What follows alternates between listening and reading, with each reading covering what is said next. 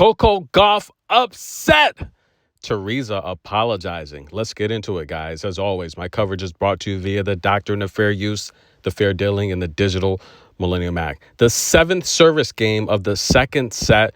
Teresa, now, she returned most of her shots with her backhand. I feel she's very comfortable with the backhand, which is a mistake. When you're playing into Coco's backhand or trying to exchange in a backhand fight, we all know Coco's got the best backhand in the world, ladies and gentlemen. However, Teresa would return a shot and it just looked like a bad bounce. Nothing that Teresa did intentionally.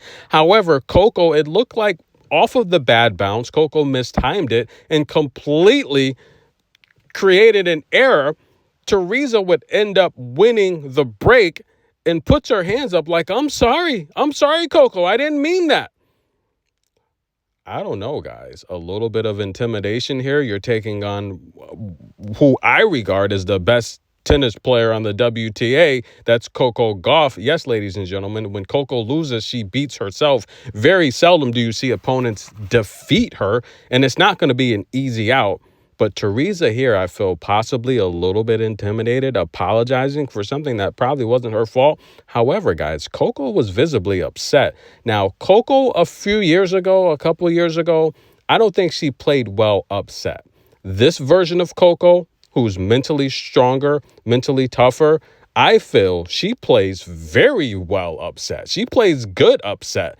Because she would come back and right away break Teresa right back very easily. And in fact, she would break to win this match. Now, I do feel that Teresa, look, she's a junior slam champion, but ranked 172nd on tour. She's still climbing the rankings, still very green, still young. I think she's got a lot of great attributes to her game. I love the backhand. I love how she mixes in the drop shot. She moves well on clay. She's a good clay player.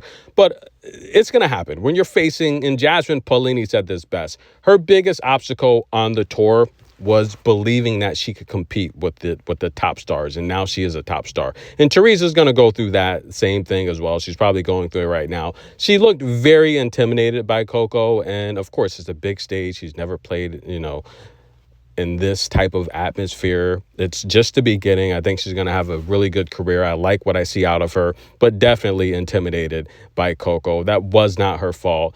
But hey, respecting the queen, apologizing, or should I say the princess, young Coco, she gets the job done. She breaks to end this match 6-2, 6-4.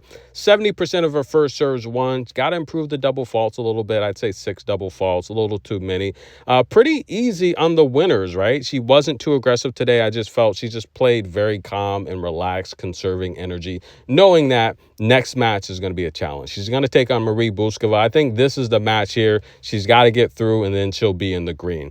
That's right, guys. She takes on someone she's never beat. Now, Marie's defeated Coco in Cincinnati and a couple of years ago in Rome. That's right. Coco's never defeated Bouzkova, the defensive powerhouse. But one of those defeats in Cincinnati, she injured her ankle. So, go figure. The Rome match on clay did go 3 sets.